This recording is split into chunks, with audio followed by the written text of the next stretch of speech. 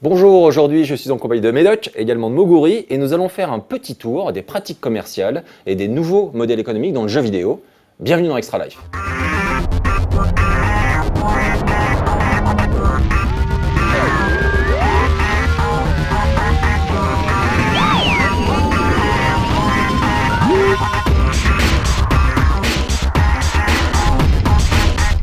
Alors aujourd'hui, il y a quand même un paquet de façons d'acheter un jeu vidéo, mais vraiment beaucoup de façons. Vous avez commencé comment? Moi, j'ai commencé pour acheter un jeu vidéo. Je montais sur Paris, j'achetais une cartouche, donc qui était dans sa boîte, etc. Je rentrais chez moi, je mettais la cartouche dans mon ordi et ça marchait, dans mon MSX en l'occurrence. Voilà. Oh, je crois qu'on a à peu près la même expérience. Moi, j'avais pas besoin de monter à la ville. Moi, j'avais pas de boutique de jeux vidéo. Non, on allait dans un magasin, Oui, voilà. Ouais. on achetait le jeu, on le mettait dans la machine et ça Maintenant, marchait. pour vous, spectateurs, et puis pour nous également, on a plein de façons d'acheter un jeu vidéo. Donc on va en passer un petit peu en revue. Donc il y a des jeux vidéo que tu n'achètes plus. Donc évidemment, il y a une grande importance sur l'apparition du dématérialisé. Ouais. Donc le fait qu'on puisse, avec l'avènement d'Internet, avec toutes nos consoles, nos PC connectés, etc., on peut désormais télécharger un jeu. Donc télécharger un jeu, du coup, il y a plein de jeux différents. Il y a du free-to-play, il y a du freemium. On a également maintenant la possibilité de, entre guillemets, préacheter un jeu, que ce soit via la précommande, via du early access, via du financement participatif.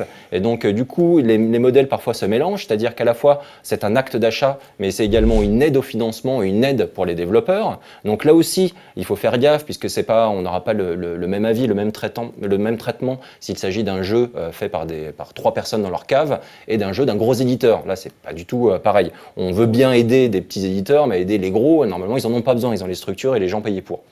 On a également, donc je l'ai dit, je crois, la précommande, on a du DLC, on a du jeu en kit. Donc avec, on achète, on prend une démo, entre guillemets, ensuite ou alors on achète une démo, et on a juste un personnage et ensuite on choisit d'en débloquer d'autres. Ouais. Donc, ou alors d'acheter d'autres voitures, ce genre de choses. Ouais. Il y a plein, et ensuite, maintenant, on va bientôt avoir, là, c'était annoncé récemment sur le CES de Las Vegas, il y a Sony qui a présenté son PlayStation Now, donc le fameux service de jeux en streaming sur la PS4, qui devrait également apparaître sur d'autres supports, comme les télé Bravia, la PS3, la PS Vita, etc. Donc pour l'instant, ça reste assez flou, mais c'est quand même quelque chose vers lequel on tend. Donc il y a plein de choses à dire, et surtout, c'est extrêmement complexe pour nous autres, à savoir maintenant, qu'est-ce qu'on achète exactement. Et donc on va commencer donc un petit peu par un modèle qui fait beaucoup parler, donc le Early Access. Donc l'Early Access, donc l'accès anticipé. Donc il faut savoir que sur une grosse plateforme comme Steam aujourd'hui, il y a plus de 80 jeux qui sont disponibles en accès anticipé. Donc le principe, c'est qu'on achète un jeu qui est encore en l'état d'alpha ou de bêta. Donc le jeu n'est pas fini. On a la possibilité la plupart du temps donc de donner son feedback, donc d'aider les développeurs à améliorer leur jeu, à corriger les bugs, etc. Et au bout d'un moment, justement là c'est toujours les petits points d'interrogation, on ne sait pas exactement en combien de temps, etc. Le jeu est fini et sort réellement en version finale, normalement sans bug, etc. Vous pensez quoi un petit peu de l'Early Access? Ça fait beaucoup parler. Il y a c'est un principe qui clairement est intéressant pour les développeurs indés, puisque ça les aide beaucoup en termes de financement, tout simplement, de faire leur jeu. Et parfois même, certains développeurs indés en fait cumulent certains modèles. Ouais. C'est-à-dire ils commencent en kickstartant leur jeu, ensuite il y a la préco du jeu sur leur site internet. Ensuite, il y a la possibilité de vendre une Early Access sur différents sites marchands. Et ensuite, on sort le jeu final. Ouais, et puis ensuite, après le jeu final, oui, il peut y avoir du Season Pass, du DLC, etc. Bref, il y a plein de façons de consommer, entre guillemets, le jeu vidéo aujourd'hui. Alors, concernant l'accès anticipé, donc je préviens tout de suite, il se peut que pendant toute l'émission, je passe vraiment pour le démago, le vieux con, l'anticapitaliste. Au bout d'un moment, je vais me rendre compte que c'est du 100% chanvre, mon tricot, enfin, tu vois ce que je veux dire. Mais comme je l'ai compris, en tout cas, comme on nous le présente, comme on nous le présentait à la base, l'Early Access, c'est un mot un petit peu comme ça pour parler d'une bêta. Ou d'une alpha. Ou d'une alpha, c'est-à-dire d'une version qui n'est pas du tout définitive et sur laquelle les joueurs vont venir pour tester, quand on parle de MMO ou de jeux en ligne, tout ça, pour faire des stress tests, pour voir est-ce que les serveurs tiennent, tout ça, pour répertorier les bugs, aider les développeurs, tu vois ce que je veux dire? Faire la meilleure expérience de jeu possible. Donc, c'est vrai que c'était très populaire pour les MMO. Voilà. Tout simplement, on Ouais. commence à jouer avant même la sortie du Voilà. jeu. Et donc, du coup, on participe un petit peu Alors, au développement ça, et on commence à voilà. s'entraîner, entre guillemets, aussi. Ce truc-là, à la toute base, moi, déjà, j'estime que ça constitue, c'est un travail. C'est-à-dire qu'il y a des gens, ils travaillent, c'est un travail, tu les payes pour faire ça. Bêta-testeur, Ok, ouais. voilà. Pas forcément. Oui, bêta-testeur. Mais après, oui, que des joueurs fassent ce truc-là sans être rémunérés, ça me choque pas parce que en contrepartie, Quand c'est des petites Voilà. structures, des petits Mais studios même- indés, oui, même- ils n'ont pas les moyens même d'embaucher des grosses- 150. même des grosses, une bêta comme ça, voilà, fermée ou ouverte, mais gratuite, bon ben le joueur a l'impression de participer au truc, que ce soit pour un gros Il éditeur participe réellement, ouais. ou pour des petits indés, il participe réellement. Et même s'il n'est pas super consciencieux dans son report de glitch et compagnie, ça reste quand même une personne sur laquelle tu vas récolter des datas, sur laquelle tu peux regarder son log, ce qu'elle a pu faire, tout ça. Donc même si la personne n'est pas active, elle sert quand même à quelque chose. C'est un travail. Et maintenant, on fait quoi? On fait payer les early access. C'est-à-dire qu'on te fait payer le fait de pouvoir aider des gens, des développeurs. Justement, donc du coup, c'est ce que je disais un petit peu tout à l'heure. Tu as aussi, bon, alors ça dépend complètement de vous également. C'est-à-dire, pour l'early access, quand ça touche des petits studios indés, donc c'est vraiment une aide au financement. Ouais. C'est-à-dire qu'en gros, l'early access, ça permet juste de finir le jeu et de Ouais. faire en sorte qu'il sorte réellement à un moment donné de façon complètement aboutie. Donc du coup, c'est un pari, c'est un choix. On le fait ou non parce que le principe du jeu, son concept, les gens derrière, les graphismes, etc., nous plaisent, nous Oui, interpellent. bien sûr, mais ça, Et il donc y a là, pas, c'est j'ai vraiment pas de problème avec ça. comme pour le financement participatif. Ouais. Donc pourquoi pas? Ouais, pourquoi pas? Dans cette config, vraiment, pourquoi pas Il y a, il y a vraiment plein de cas à prendre en compte et on en parlait aussi un peu avant. Faut pas négliger l'énorme plaisir que tu peux avoir à suivre un jeu en accès anticipé. C'est-à-dire si c'est un jeu qui te plaît, généralement tu le constates plus chez les petits développeurs que chez les gros, mais il y a une vraie prise en compte du feedback de la communauté, etc. Il y a une vraie communauté déjà qui se forme et c'est un plaisir pour le joueur que de voir son jeu évoluer. Ça faut pas le nier, ça peut être extrêmement plaisant, assez inédit parce que c'est pas un plaisir que tu retrouves nécessairement une fois que le jeu est sorti. Et ça, s'il s'agit de payer pour ça, en sachant en plus que souvent les petits éditeurs sont les plus honnêtes dans leur utilisation de l'accès anticipé en disant vraiment oui, ben voilà, vous allez nous aider financièrement parce qu'on en a besoin. Ouais, ça me dérange pas trop. Ça me dérange pas trop. Maintenant, j'ai un problème avec le non accès anticipé. Enfin, early access, c'est-à-dire que ça, c'est le nom de Steam en gros. Hein. C'est Steam qui a appelé une section comme ça. Ça donne vraiment ce côté privilège. C'est encore une fois, on a mis un mot sur des bêtas, hein, comme tu disais. C'est pas autre chose que de la bêta. Mais en appelant ça early access, t'as l'impression d'être un VIP. Alors que non, c'est plus sexy. tu craches juste des sous. Enfin, au Ouais, final, mais c'est t'es juste. aussi un VIP Oui, dans le non, sens mais où ça tu peux peut. orienter Je suis d'accord. le développement du jeu, éventuellement. Ça dépend de l'état Tu peux, d'avancement de aussi là, du jeu. l'orienter, je sais pas. Ouais. Bah, c'est justement les limites du truc. De temps en temps, Mm. tu le disais tout à l'heure, en early access, on a autant des alphas que des bêtas. Donc parfois, une alpha, c'est limite un prototype. C'est-à-dire que en gros, les développeurs savent pas tout à fait ce que va être leur jeu au final. Il y aura peut-être une mécanique de gameplay en place, on pourra s'amuser avec le jeu, mais on ne sait pas exactement ce que c'est le jeu. Et donc du coup, il y a des exemples comme ça. Ouais, il y a des exemples avec Overgrowth, par exemple, Overgrowth, avec les jeu lapins qui se battent. Voilà. Donc là, on ne sait pas trop où ils vont, les Ouais, mais développeurs. avec ça. enthousiasmant, on en avait parlé, enthousiasmant, mais effectivement, on ne sait pas trop l'univers, ça va être quoi, on ne sait pas. Mais ça, pour ça, je veux dire, on pourrait presque penser que sur Steam, tu as le green light qui pourrait déjà servir à ça. C'est-à-dire sans aller jusqu'à y jouer, ou même où on pourrait peut-être tester, tu as ce truc de la communauté qui va dire, la communauté Steam en l'occurrence, qui va dire ça c'est intéressant, on aimerait bien qu'il se soit publié sur Steam. Parfois, c'est des jeux qui sont pas très avancés dans le green light. Parfois, c'est des jeux très avancés. Ouais. Et c'est juste dire, bon, bah ça, on aimerait que ce soit sur Steam. Tu pourrais imaginer un truc gratuit où des gens pourraient dire bah, cette direction elle est intéressante, voilà. Le fait de le faire payer, effectivement, c'est là que ça pose le problème de la bêta qui devient payante, quoi, tout simplement. Enfin, c'est-à-dire qu'avant, les closed bêta, parce que c'est de la closed bêta finalement, c'est de la bêta fermée, avant on était sélectionné plus ou moins par tirage au sort ou par d'autres, en remplissant des Quelques questionnaires au critères, tout début, des trucs comme ça. concours, ouais. En remplissant ne serait-ce que de certains critères, avoir telle machine, parce que les gens veulent diversifier ça, c'était plus sur PC. Maintenant, pour faire partie de ces heureux élus, il suffit de payer. Enfin, c'est-à-dire qu'avant, on pouvait rager parce que mais j'ai pas été sélectionné, j'aurais bien aimé jouer à ce jeu. Maintenant, tu sais que tu peux t'en prendre qu'à toi-même, il suffisait de lâcher 10 euros. 10 € dans le 10 meilleur € des dans cas. le meilleur des cas, parce qu'on a- qu'il y a des exemples. On a Il y a vu des early exemples de access. free-to-play en early access payant, Là, c'est dont certains sont à 100 €. là, c'est complètement n'importe. On part dans on va où On va où Un Oui, mais- free-to-play, c'est-à-dire un jeu donc gratuit à jouer. Free-to-play, j'ai fait de l'anglais, vous avez fait de l'anglais. Gratuit à jouer, tu vas payer une early access, c'est-à-dire la En fait, possibilité c'est gratuit de jouer, parce que c'est le chiffre. gratuite de C'est effectivement. pour ça que Mais on va te faire payer ça sans. Alors, bien évidemment, souvent, il y a des contreparties. Genre, si tu payes, en plus, on va te donner tel item ou tel truc comme ça. Sur le principe de la préco, au final. Exactement. Oui, mais te exactement. forcer, tu vois, là en l'occurrence on parle de donc Epic Quest for Loot, je sais plus exactement. Un jeu du BI qui Le avait jeu été du Je crois que c'est présenté. Epic Loot, Epic- Formatic Quest. Oui, voilà, Exactement. c'est ça. Ouais, ou l'inverse. Oui. mais ouais. Exactement. Et donc là, tu vois, tu as cet exemple de jeu qui est censé être free-to-play, si je me trompe pas, et qui est. C'est le modèle annoncé au départ, ouais. Ouais, voilà. Et l'early access, c'est à 100 €.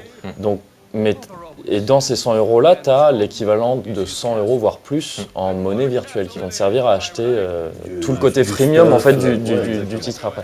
Seulement, on ne te laisse pas l'opportunité d'acheter juste le jeu en early access sans ces trucs, sans ces 100 € bonus. Donc c'est du racket. Enfin, je veux dire, ça s'apparente à du le racket. joueur a le choix. Oui, Voilà, le joueur a le choix de ne pas Le acheter. joueur a le choix. C'est ça Mais qui est si on intéressant, compare parce à la qu'on peut- bêta comme ouais. elle était conçue avant, Ouais. c'est du racket dans le sens où on te dit non, tu es obligé de payer, d'avoir ces bonus. D'où l'importance de bien faire gaffe, parce qu'en gros, il y a certains éditeurs vont faire des tentatives. Donc, vont essayer, genre, de vraiment, c'est banco sur Ouais, certains on principes peut presque commerciaux. On peut presque pas leur reprocher de Oui, tenter bien ces sûr, trucs. bien Ils essayent. Ensuite, si les joueurs suivent, donc achètent ces jeux des fortunes pour jouer à des versions non finales, bah ouais, ça risque de perdurer, de se multiplier, etc. Si ça marche pas du tout, ça va être tué dans l'œuf. Donc, d'où l'importance de vraiment faire des recherches, bien checker. Et il y a aussi sur les prix fixés qui sont parfois prohibitifs sur des jeux en accès anticipé. Il faut l'expliquer un tout petit peu. Il y a certains jeux qui sont au départ kickstartés, où ils utilisent Indiegogo, etc. Et donc, en fait, le principe, c'est qu'on choisit un petit peu la somme qu'on va investir dans le jeu. Et donc, pour avoir accès au jeu avant sa sortie, pour aider les développeurs, mais également pour avoir un petit œil sur les coulisses du développement, genre avec la manette en main ou le clavier en main, eh bien, il faut mettre une certaine somme, par exemple 90 $. Donc, résultat, si les gens, pour le financement participatif, ont payé 90 $ pour avoir l'Early Access, l'Early Access, lorsqu'elle sera disponible sur Steam ou autre, bah oui, elle coûtera également 90 $. Sinon, les gens qui ont financé au départ le jeu se sentent complètement floués et ils auront raison de l'être. C'est Et le cas pour, là tu parles de Planetary Annihilation. Voilà, par exemple. Donc, du coup, qui est en pareil, qui est dans le même cas. Enfin, qui a été kickstarté et qui Ce qui qui est veut en early dire access. qu'il y a certains titres en early access, donc pour acheter un jeu qui n'est pas terminé, au final coûte plus cher que lorsqu'ils sortiront en version finale terminée. Donc c'est un peu bizarre. C'est là, ouais. D'où vraiment il faut checker, il faut creuser, il faut faire gaffe, il faut se renseigner. Il faut aussi faire confiance de temps en temps aux médias, regarder de live, on en parle de tous ces jeux. Il y en a certains. En tout cas, oui, il faut faire Ouais. confiance, ouais. Oui, il faut. oui. En tout cas, oui. confiance C'est d'où totale, l'idée quoi, également totale. de cet extra live, c'est vraiment vous avertir et vous expliquer un petit peu comment tout ça fonctionne. Sachant que c'est clairement un peu complexe, puisqu'aujourd'hui, on peut même se faire avoir. Moi, de temps en temps, j'ai mon planning de sortie de jeu. Je me dis, tel jeu, il sort on va dire, je sais pas, 1er février. En fait, quand tu regardes bien, c'était marqué en tout petit, non, c'est pas le jeu final, c'est une early access.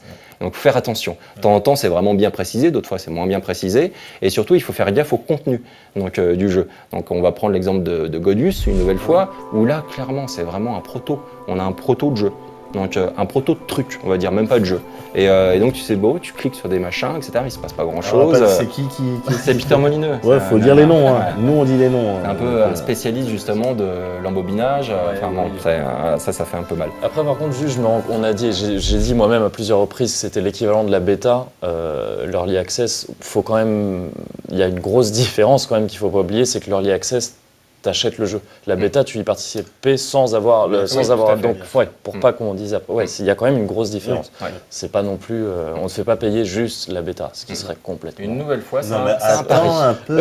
oui, peut-être. Attends un peu, On parce est que pas je sais encore pas si là. pendant cette émission, Thierry, on va évoquer les autres pratiques commerciales. Un petit peu, on va passer justement sur. Tu as fait la critique récemment de Killer Instinct. Ouais. Ah, ça c'était bizarre aussi. Alors- Ça se présentait comment? Le jeu, d'une manière générale, le jeu, il est joli, tu fais des coups, tu fais des combos, tout ça, c'est bien, il y a combo breaker, très bien. Je crois que tu peux télécharger une démo Alors, tu peux. avec un perso. Et En la fait, démo non, est tu gratuite. télécharges le jeu.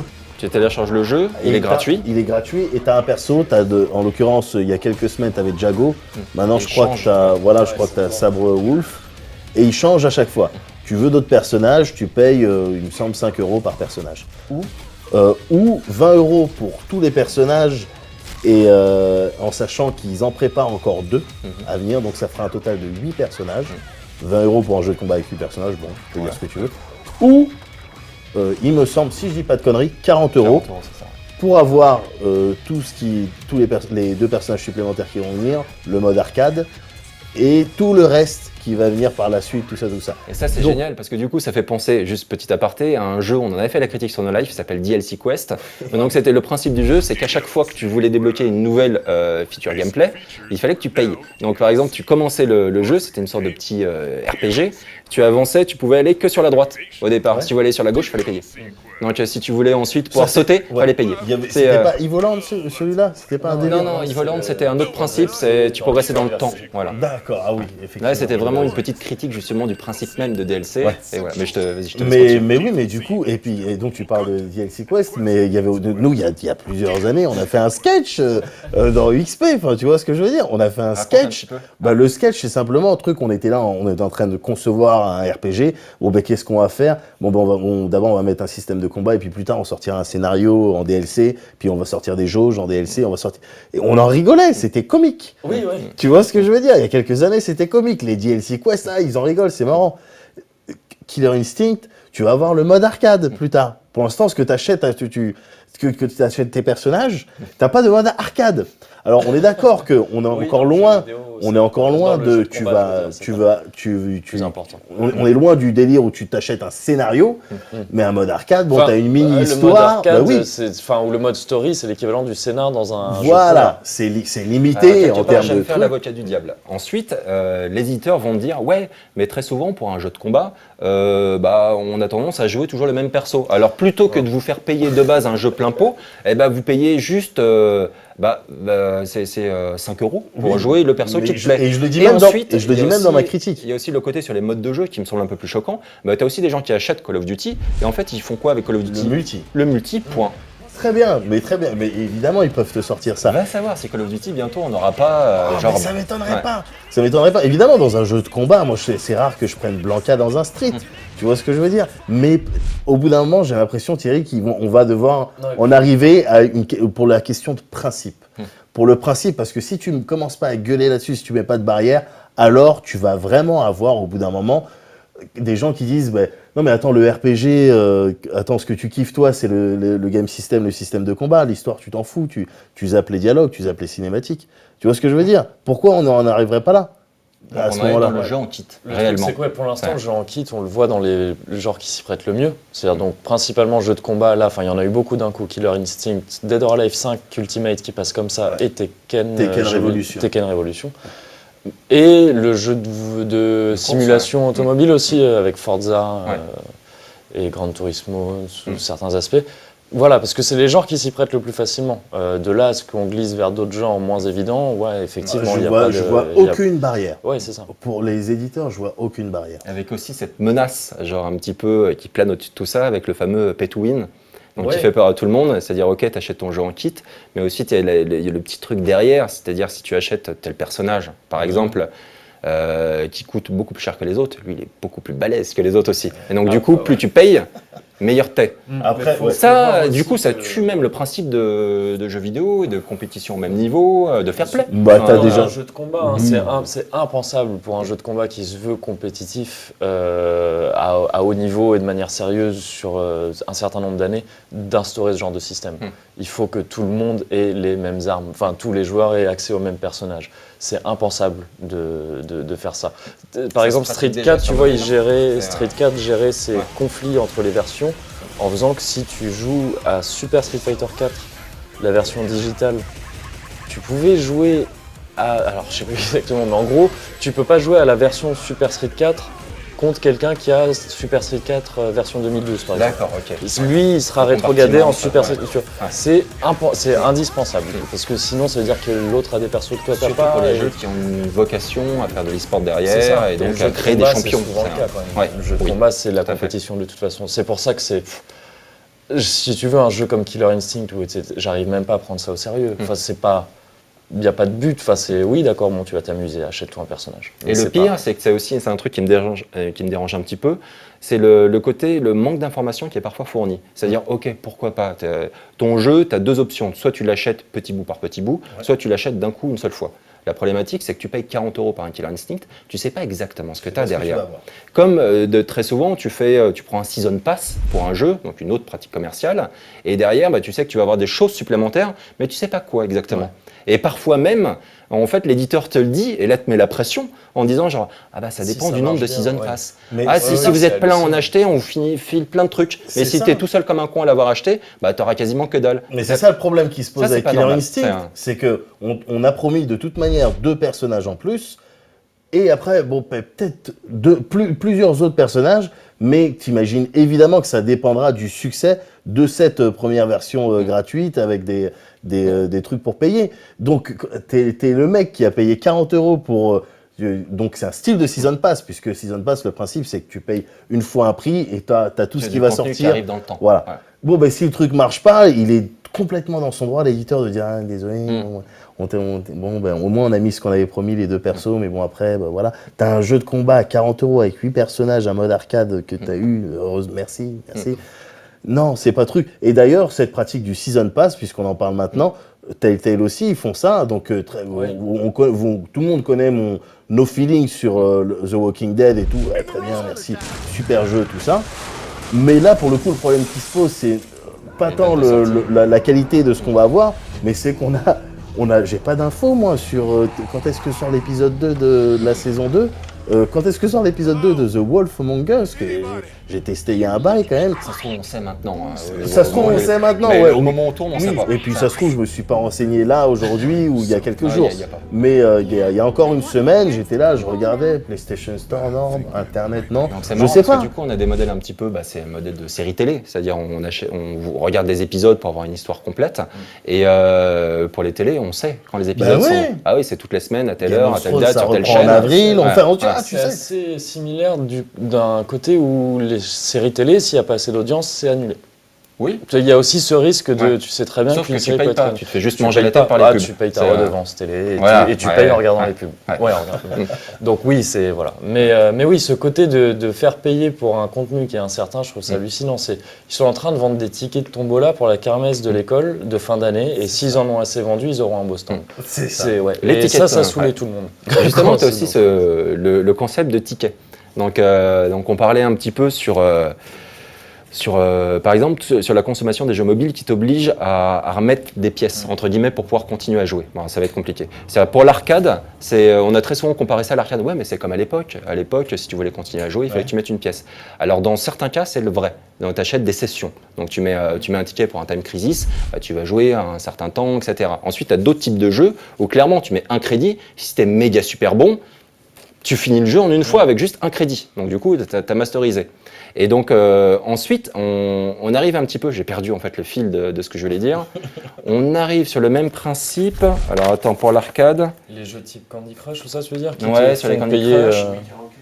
Voilà, on arrive sur les sessions de jeu, donc de temps en temps où tu vas payer pour jouer un certain temps. Ouais. Voilà. Au moins, ça c'est clair, et pourquoi pas, mais c'est encore un nouveau modèle qui se présente où on se dit, sur tel type de jeu, plutôt des jeux d'ailleurs multijoueurs, où tu as besoin d'avoir du monde, plutôt que de payer plein pot ton jeu et d'y jouer de temps en temps, tu payes juste pour les sessions où tu as des gens avec toi, etc. Donc, why not ? Pour Wii Karaoke You, ça en fait c'est juste le modèle économique du karaoké au Japon. C'est très logique de le... Enfin, c'est très logique.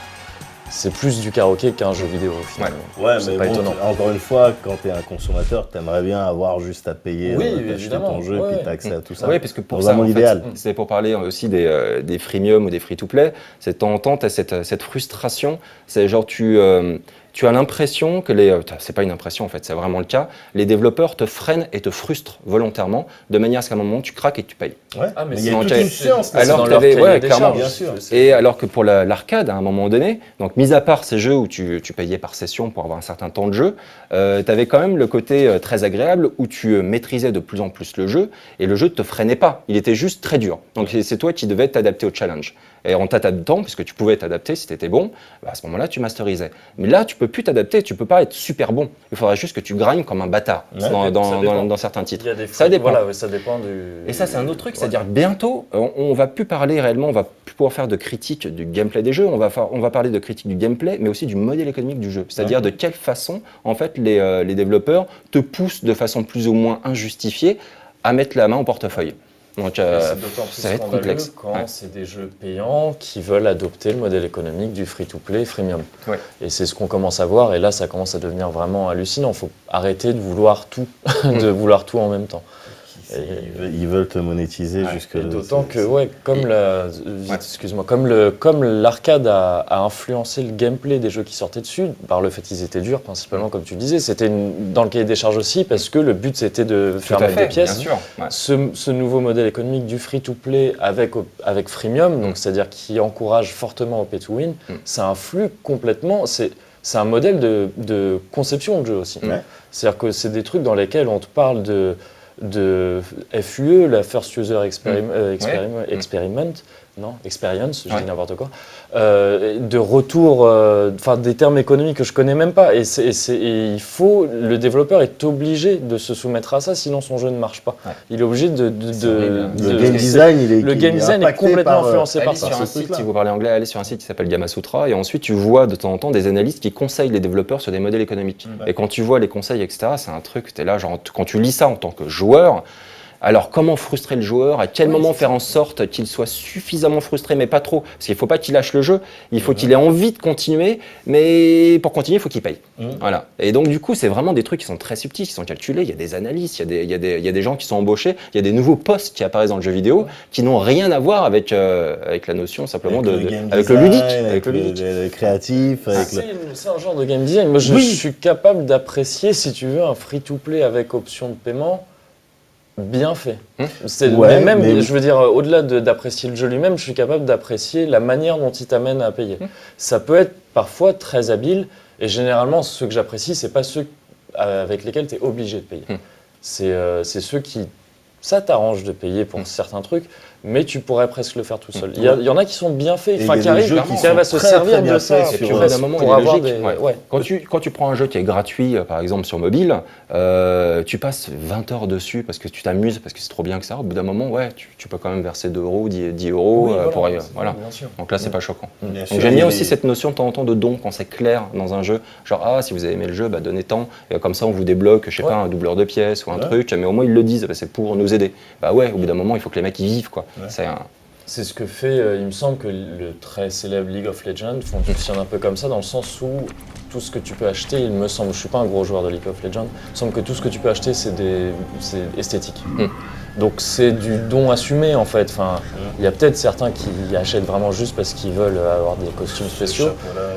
Ou sinon, au bout de 20 heures, tu as envie que ton perso il ait un autre chapeau.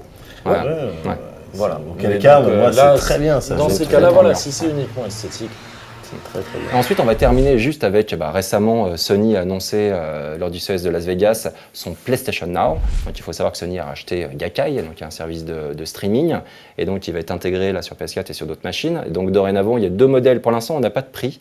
On a juste une date l'été prochain pour les US, donc on ne sait pas quand ça arrive en France et on ne sait pas combien on va devoir payer.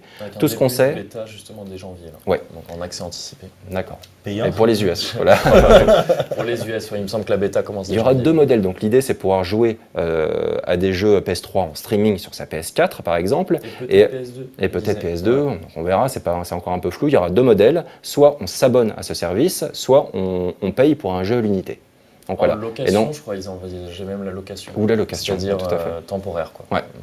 Donc voilà, et ça, ça va se développer. Donc aujourd'hui, on a quand même pas mal de questions, c'est-à-dire que ça existe déjà, le cloud gaming, donc le jeu en streaming, c'est-à-dire qu'on ne télécharge rien, on n'achète pas de physique, on n'achète pas de démat, quoi. C'est juste, on se connecte et on joue directement. Donc il y a toujours ces problématiques de temps de latence et de temps de connexion, etc.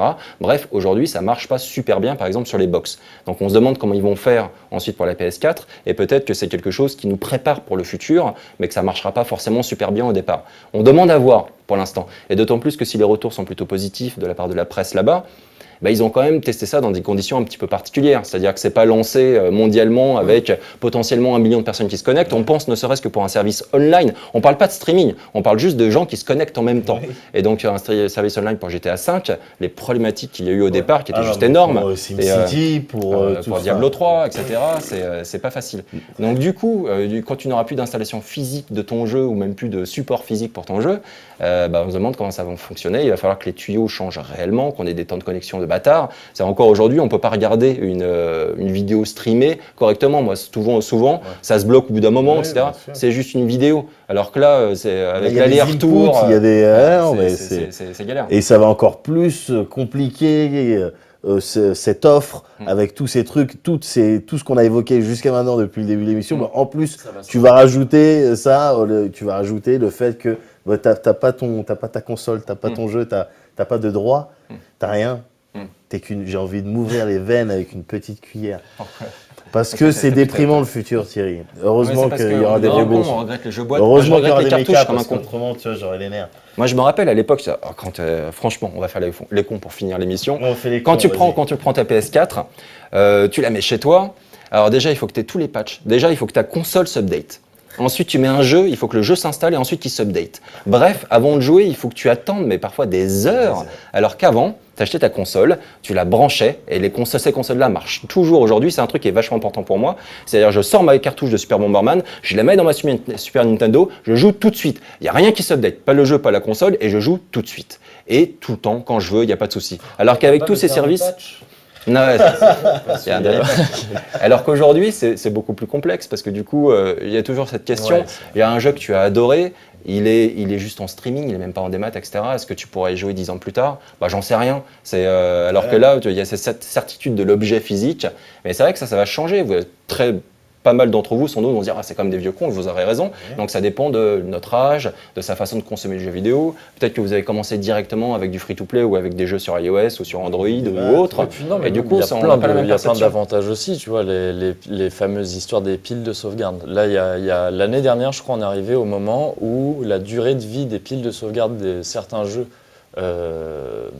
Game Boy, là c'était Pokémon en l'occurrence, arrivait à terme. Donc tu commençais à avoir des gens qui perdaient leur sauvegarde de Pokémon. Et tu peux rien y faire, parce que c'est comme ça, c'est physique. Donc il y a le côté aussi, tu te dis, alors est-ce que ce sera le cas ? Parce que ça peut très vite devenir obsolète aussi, quelque chose de... Peut-être, mais alors pas dans Pokémon, je vais dire j'avais les 150, j'avais le diplôme. Tu peux aussi perdre des données qui ne sont pas, quand c'est pas sur support physique, hein, c'est très envisageable. Carrément. Mais bon, il y a quand même des avantages aussi qu'on peut pas nier. Bien sûr, il y en a mille autres. Pratique. J'aime bien ce côté aussi. Ça forçait entre guillemets les développeurs à faire un fucking boulot. Ça va sortir un jeu qui était parfait. Parce qu'une fois qu'il est fabriqué, ton jeu, qu'il est gravé sur un CD, sur un DVD, sur un Blu-ray, ou non. En fait, non, puisque le Blu-ray, du coup, c'est sur console connectée, etc. C'est encore autre chose. Bref, s'il est sur ta cartouche, et si tu as un bug, tu peux pas le patcher. Hein. C'est fini, il n'y a pas de patch, etc. Donc tu as intérêt à assurer grave de base. Donc il y avait un côté rassurant avec cet objet. Tu disais genre, normalement, ça devrait marcher. Et évidemment, de temps en temps, ça plantait, etc. Je pense que tu dis ça parce que tu assimiles la cartouche à cette époque-là. Mais si, en imaginant une réalité alternative, je l'ai dit avec une voix un peu science-fiction, dans laquelle on jouera encore sur cartouche, tu peux très bien imaginer des cartouches qui installent en partie les jeux et sur lesquels il y a des patchs. Je parle des vieilles cartouches, pas des prochaines qui parles arriver. Des anciens jeux vidéo, de la exactement. Comment tout est devenu pourri. Comment c'est compliqué. Oui, compliqué. Mais au moins, ça permet donc à nous, de consommer le jeu vraiment comme on l'entend. Donc en s'investissant, par exemple, dans le développement d'un titre, on est dans les développeurs, et donc du coup, on a davantage de choix. Un petit peu, et ça permet aussi de pousser des tendances, donc ça c'est intéressant. Mais à trop passer de temps à consommer, on n'en oublierait pas de jouer finalement. Tu veux vraiment qu'on termine l'émission là-dessus ? Ça va être la conclusion. Ça va être la conclusion. Tant pis, t'assumes. J'ai envie de retirer mes baskets, mes chaussettes et marcher dans l'herbe. Avec mon pull en chambre. Et que j'ai l'impression que tu viens de dire une chose vraie. Merci de nous avoir suivis, d'avoir eu le courage de nous suivre. On se revoit bientôt pour un prochain Extra Life sans Moguri.